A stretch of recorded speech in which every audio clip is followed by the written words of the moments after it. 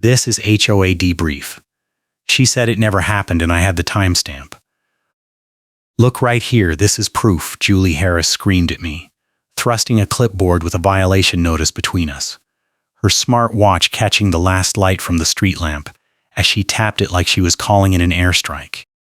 I stood on my porch in Grand Rapids at the Stone Gate Reserve Estates Association, rain starting to darken my gray hoodie, and I knew this was not about the mailbox flag or the porch light she claimed was the wrong color. This was about something older, something buried, something I was about to dig up and shove back in her face. She had an incident number, and she thought that made her untouchable.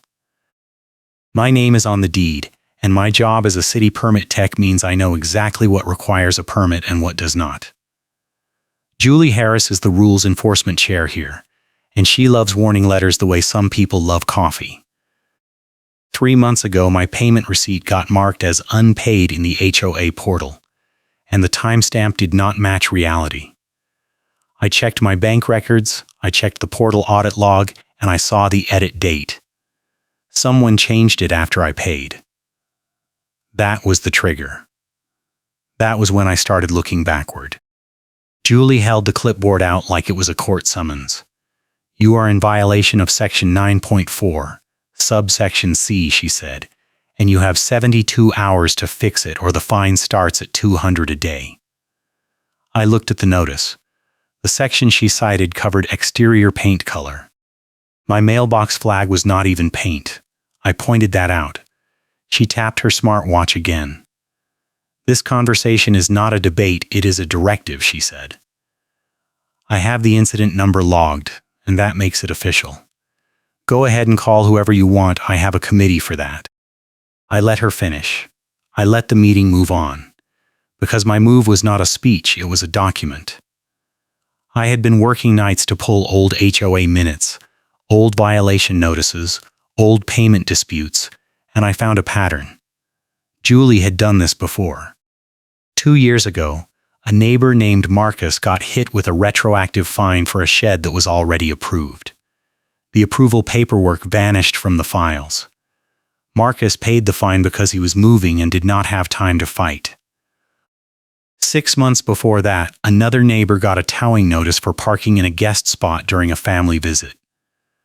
The tow company was on the HOA preferred vendor list, and the guest spot rules cited in the notice did not exist in the actual covenants. Both cases had the same incident number prefix as mine. I am in a custody and visitation routine with my daughter, and the HOA keeps targeting my schedule and guests. Every other weekend, my ex drops our daughter off and her car parks in the guest lot. Julie started writing notices the week after the custody order finalized. First, it was the guest parking duration. Then it was the overnight guest rule. Then it was the porch light that allegedly violated the approved fixture list. Every notice had a new requirement that was not in the last notice.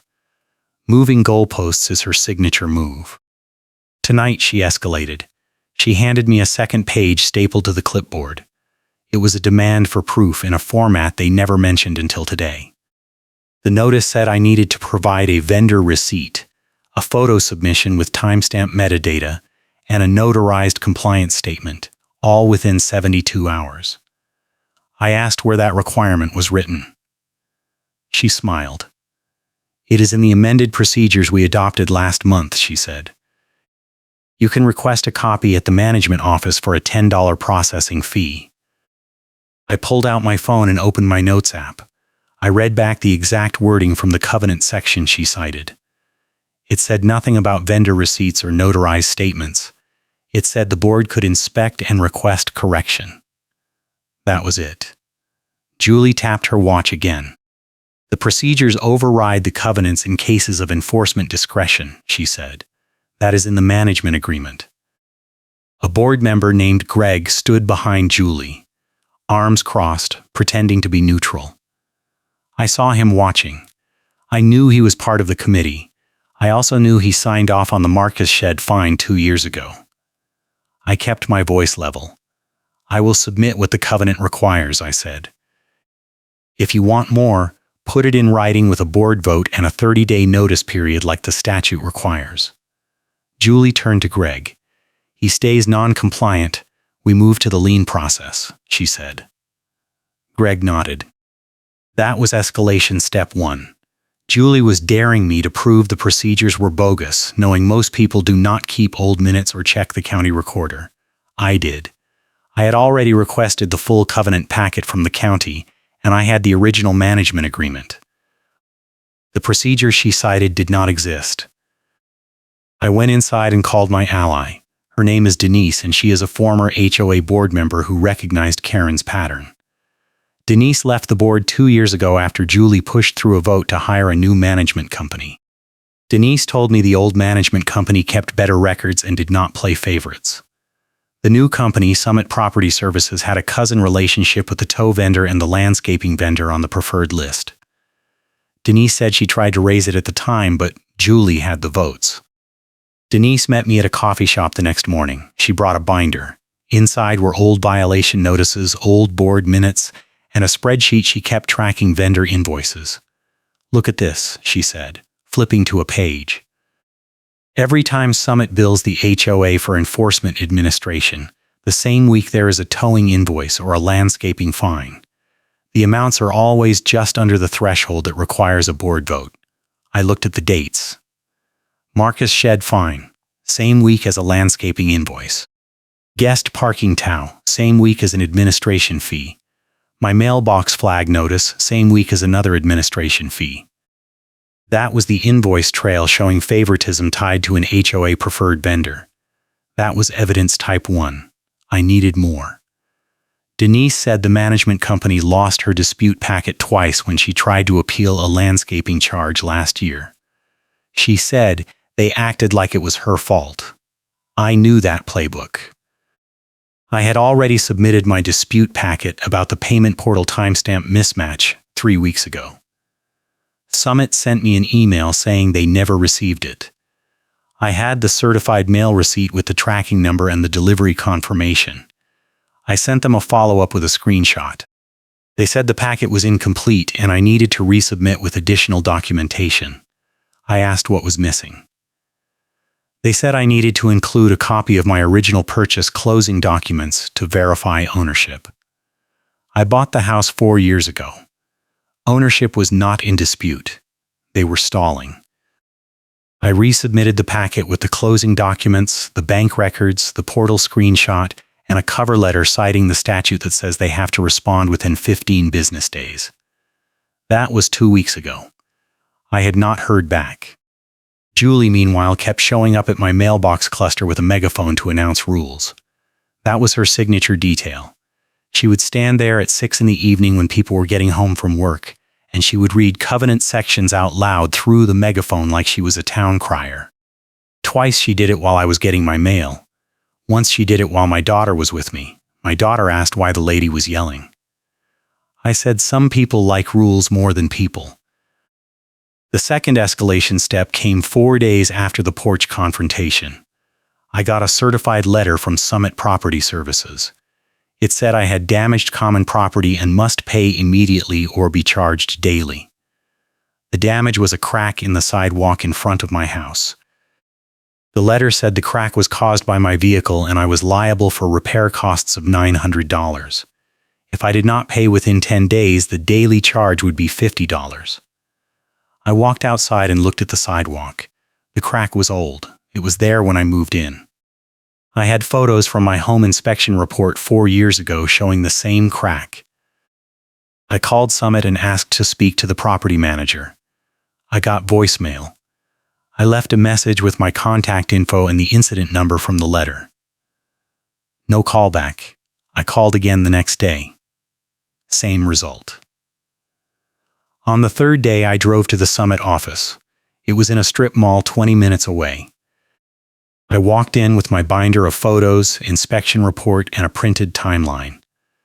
The receptionist said the property manager was not available. I said I would wait. She said he was not in the office today. I asked when he would be in. She said she could not say. I asked if I could leave the binder for him. She said they do not accept physical documents. Everything must be submitted through the portal. I went home and scanned the entire binder. I uploaded it to the portal with a cover message referencing the certified letter and the statute deadline. The next day, Julie showed up at my driveway with the megaphone. She stood on the sidewalk, technically on common property, and she read the covenant section about maintaining property boundaries. She said my driveway edging was encroaching on the grass strip and I needed to re-edge within 5 days. I looked at the grass strip. It was the same width it had been for 4 years. I had monthly lawn service photos proving it. Julie tapped her smartwatch. I have documented this with photos and a site visit report, she said through the megaphone. The incident number is logged. This conversation is not a debate, it is a directive. A neighbor 2 doors down, Steve, came out of his garage and walked over. He looked at Julie, then at me, then back at Julie.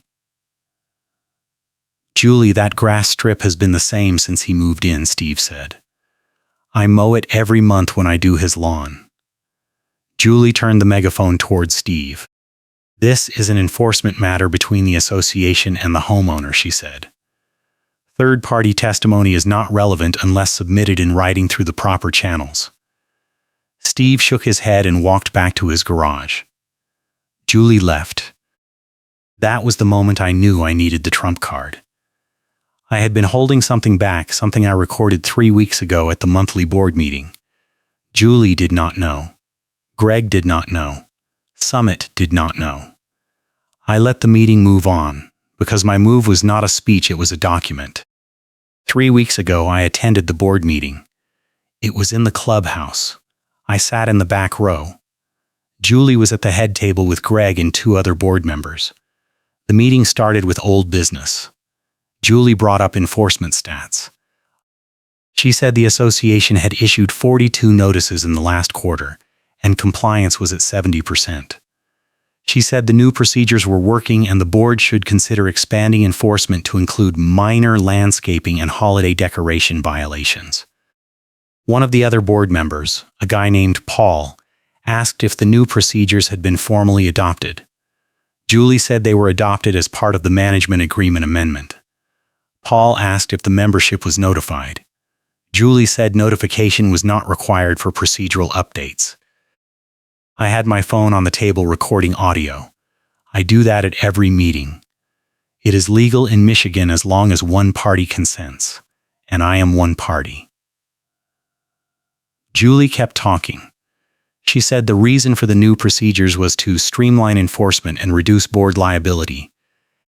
She said homeowners were abusing the old appeals process and tying up staff time with frivolous disputes.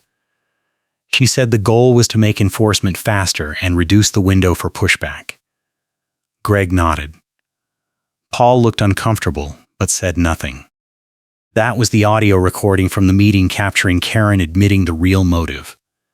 She said the goal was to reduce the window for pushback. That was not about compliance. That was about cutting off appeals. I saved the recording and backed it up in 3 places. The twist came a week later. I was reviewing the old minutes Denise gave me, and I noticed something. The incident number prefix Julie used on my notices matched the prefix from the Marcus Shed case and the guest parking tow case. But those cases were under the old management company. Summit did not take over until 8 months ago. The incident number should have changed when the management company changed. I pulled the county recorder file for the HOA. The title report showed the covenant amendments, the board election results, and the management agreements. The old management company contract ended in April of last year.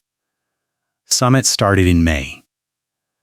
But the incident numbers Julie used on my notices had a prefix that matched cases from 2 years ago.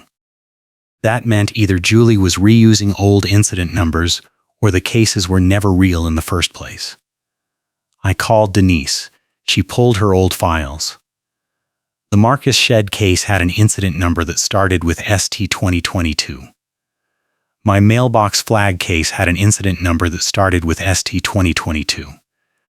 Summit Property Services did not exist in the association records until May of 2024. The prefix should have changed. It did not. I asked Denise if she still had contact with anyone at the old management company. She said she did. The old company was called Northwood Property Group. Denise called the owner, a guy named Tom. Tom remembered the Marcus case. He said it was closed without a fine because the shed approval was on file. He said Julie tried to push it through anyway, and he refused. He said that was part of why the board voted not to renew Northwood contract. Julie wanted a management company that would back her enforcement agenda without asking questions. Tom said he warned the board it would create liability. The board voted 4-1 to switch. Denise was the one no vote. That was the moment the cold case cracked open. Julie had been staging violations using old incident numbers to make them look official. She had been doing it for 2 years, and Summit was either helping her or looking the other way because they got paid either way. The tow company, the landscaping vendor, the administration fees, all of it tied back to enforcement volume.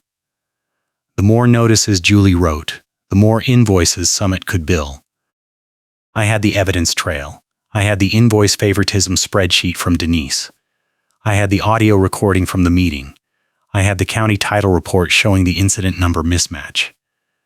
I had the certified mail receipts proving Summit lost my dispute packet on purpose. I needed one more thing. I needed a witness who would go on record in front of the board. Steve, the neighbor who challenged Julie at my driveway, agreed to testify. He said he had been watching Julie for a year, and he was tired of it. He said she wrote him up twice for trash can placement, and both times the rules she cited did not match the covenant. He paid the fines because he did not know how to fight it. I showed him the evidence I had. He said he would testify at the next board meeting. The meeting was in 5 days. But I had a time pressure problem. Another neighbor, a woman named Carol, offered to testify about a similar case from last year. Carol had proof that Julie backdated a notice to make it look like Carol missed a deadline. Carol had the original envelope with the postmark showing it was mailed after the deadline had already passed. But Carol was leaving for a work trip in 2 days and would not be back until after the board meeting. I needed her testimony tonight. I called Carol and asked if she could write a statement and get it notarized today. She said yes. I met her at a notary office in town. Carol wrote a 2-page statement describing the backdated notice, the postmark proof, and the way Julie pressured her to pay the fine anyway by threatening a lien. The notary stamped it. I made 3 copies. 1 for me, 1 for Carol, 1 for the board packet. The next day, I went back to the Summit office. This time I brought Steve with me. The receptionist said the property manager was still not available. I said I had a notarized witness statement and a formal records request under the Michigan statute, and I needed to deliver it in person. She said I could leave it at the desk. I said I needed a receipt showing the date and time of delivery. She sighed and printed a receipt. I handed her the envelope with the board packet, the evidence binder, the notarized statement from Carol, and a cover letter demanding a response within 5 business days. Steve stood next to me the whole time. He told the receptionist he was a witness to the delivery. She stamped the receipt and handed it to me. 2 days later, I got a call from Greg. He said the board had reviewed my packet and they wanted to meet with me before the board meeting to discuss a resolution. I said I would attend the board meeting and present my evidence there. Greg said it would be better to resolve it privately. I said no. He said Julie was willing to withdraw the current notices if I agreed to drop the dispute. I said no. He hung up. The board meeting was that night. I arrived early with Steve, Denise, and my binder. The clubhouse was half full. Julie was at the head table with Greg and Paul. The other 2 board members were missing. Julie started the meeting with a gavel. She said the board had a full agenda and public comment would be limited to 3 minutes per person. I raised my hand during the comment period. Julie recognized me. I stood up and walked to the front. I said I was presenting evidence of selective enforcement, procedural violations, and vendor favoritism. Julie interrupted. She said my time started when I was recognized, and I had used 30 seconds. I ignored her. I opened the binder and pulled out the invoice spreadsheet. I handed copies to each board member. I explained the pattern. Every enforcement notice tied to a vendor invoice. Every invoice just under the vote threshold. Every notice using incident numbers that predated the current management company. Julie banged the gavel. She said I was out of order and my time was up. I kept talking. I pulled out the audio recording.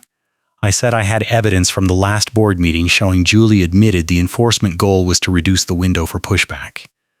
I held up my phone. Julie stood up. She said recordings were not allowed without board consent. I said Michigan is a one-party consent state, and I am one party. I played the clip. The room went silent. Julie's voice came through the phone speaker. The goal is to make enforcement faster and reduce the window for pushback. Greg shifted in his chair. Paul looked at Julie. The neighbors in the audience started whispering. I stopped the clip. I said this was not about compliance. This was about revenue. I pulled out the title report showing the incident number mismatch. I handed it to Paul. I said Julie had been reusing old case numbers to make fake violations look official. I said Summit was either complicit or negligent, and either way the board had liability. Julie tried to interrupt again. She said I was making accusations without proof. I pulled out the notarized statement from Carol. I handed it to Greg. I said Carol had proof of a backdated notice, and I had 3 other neighbors ready to testify to the same pattern. I said I also had certified mail receipts showing Summit refused to process my dispute packet, and I had a county recorder file showing the shed approval Julie claimed did not exist was on file the whole time. Steve stood up from the audience. He said he witnessed Julie writing me up for a grass strip that had not changed in 4 years, and he witnessed the Summit receptionist refusing to accept my documents until I demanded a receipt. Paul asked Steve if he would submit a written statement. Steve said yes. Julie sat down. She tapped her smartwatch. She said the board would take the matter under advisement and vote in executive session. I said executive session was for personnel and legal matters, not enforcement disputes. I said the statute required the board to vote in open session on any matter involving liens or fines. Paul nodded. He said I was right. He said the board would vote tonight. Greg tried to call a recess. Denise stood up from the audience. She said she had been on the board when Julie pushed through the Summit contract, and she had warned the board it would create liability. She said Tom from Northwood Property Group was willing to testify that Julie tried to force through fake violations under the old management company, and that was why Northwood refused to renew. She said the board had a duty to investigate and report to the membership. Paul called for a vote to suspend enforcement pending an independent audit. Greg said it was not on the agenda. Paul said it was a motion from the floor and the board had the authority. Julie said the motion was out of order. Paul ignored her and called the vote. He voted yes. One of the other board members, who had been silent the whole time, voted yes. Greg abstained. Julie voted no. The motion passed 2-1. Julie stood up and walked out. She left the megaphone on the table. Greg followed her. Paul said the board would hire an independent auditor and suspend all enforcement actions until the audit was complete. He said the board would also review the Summit contract and consider termination. He thanked me for bringing the evidence forward. The meeting adjourned. 3 days later, Summit sent me an email saying they were closing my dispute as resolved and withdrawing all pending notices. No apology, no explanation, just a 1-line email. I replied with a formal complaint citing the statute violations and the evidence of procedural abuse. I copied the entire board and the county housing office. I said I expected a written response within 10 business days, or I would file a formal complaint with the state. The county housing office called me a week later. They said they received my complaint and they were opening an investigation into Summit Property Services. They said multiple other homeowners in other associations managed by Summit had filed similar complaints. They said the investigation would take 60 days, and they would contact me for a statement. The independent auditor started work 2 weeks after the board meeting. The auditor was a CPA firm that specialized in HOA compliance. They requested all enforcement records, all vendor invoices, and all board minutes for the last 3 years. Summit stalled. The auditor sent a formal records request with a statutory deadline. Summit missed the deadline. The auditor reported the non-compliance to the board. Paul called an emergency meeting and voted to terminate the Summit contract effective immediately. Greg abstained again. Julie did not show up. The board hired an interim management company to take over while they searched for a permanent replacement. The interim manager was a guy named Rick from a company called Clearview HOA Services. Rick's first action was to freeze all enforcement until the audit was complete. His second action was to send a letter to every homeowner explaining the situation and inviting them to submit any past disputes for review. I got a call from Rick 3 weeks later. He said the audit was complete and the findings were worse than expected. He said Summit had been overbilling the association for administration fees, the tow vendor had a kickback agreement, and Julie had been approving invoices without board votes. He said the audit found 17 cases of fake or backdated violations over 2 years, including mine. He said the board was voting to refer the matter to the HOA attorney for potential legal action against Summit and Julie personally. The funny karma moment came at the next board meeting. Julie showed up. She tried to read a prepared statement defending her enforcement record. Paul interrupted her and asked her to sit down. She refused. Paul asked Rick to clarify the audit findings. Rick pulled out a highlighted copy of the covenant. He read the section Julie had cited in my mailbox flag violation. The section was about paint color, not mailbox flags. Then Rick read the section Julie had cited in the driveway edging violation. The section was about fences, not edging. Julie had been reading the wrong sections the entire time. She confidently read the wrong rule section out loud at multiple meetings, and nobody checked until the audit.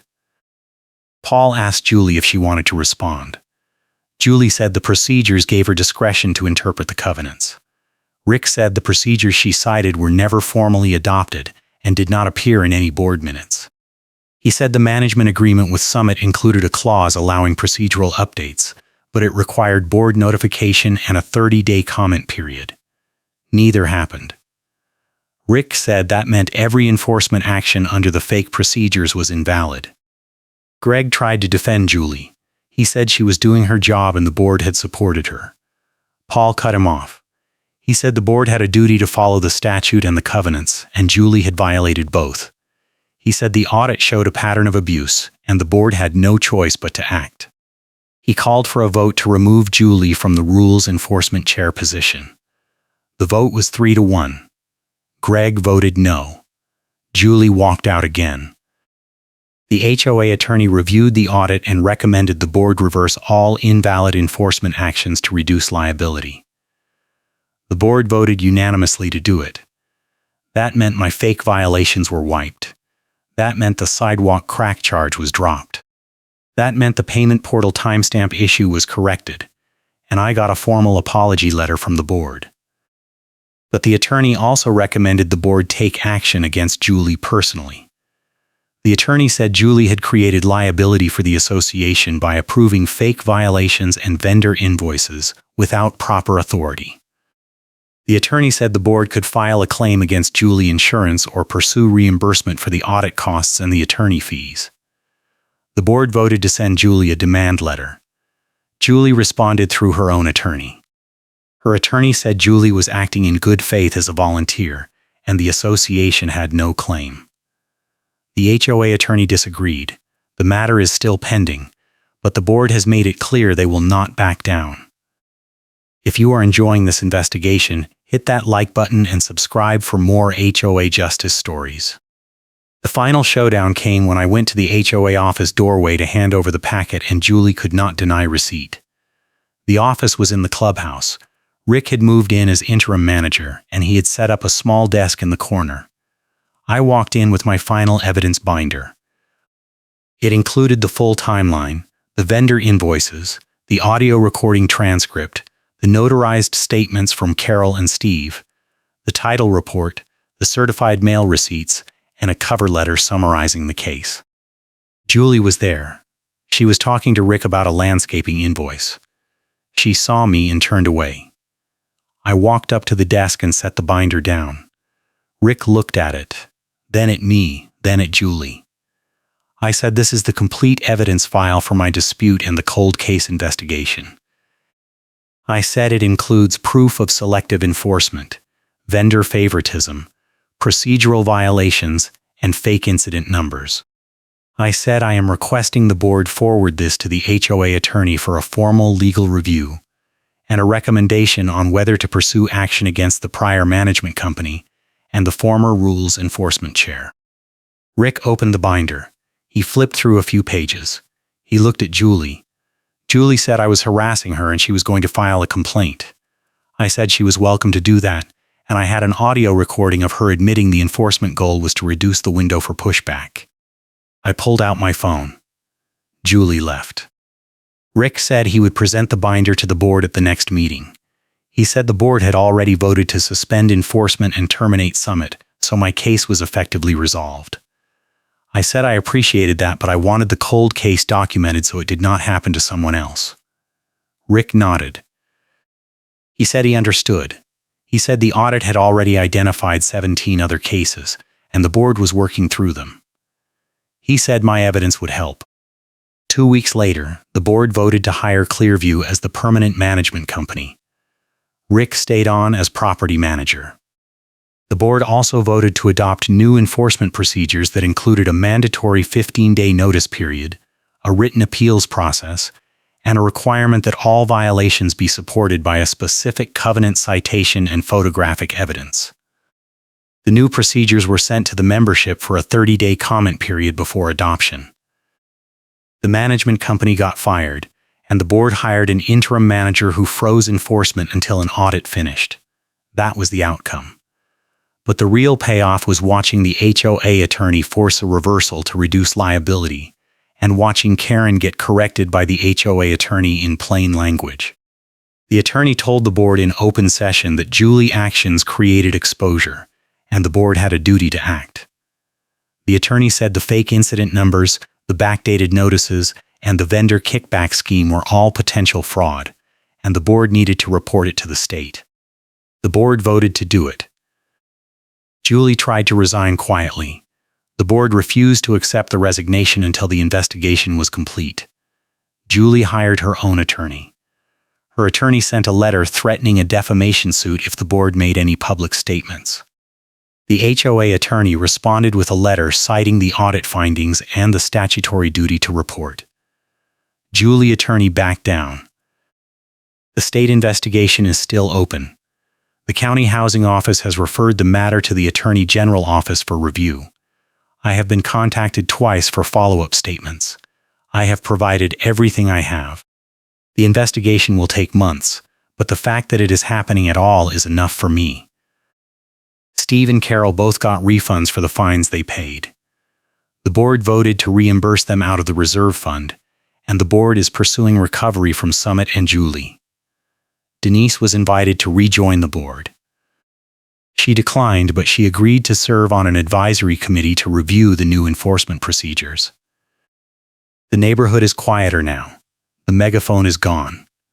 Julie moved out 3 months ago. I heard she bought a condo in a different city. I do not know if she is on that HOA board yet, but I hope someone is watching.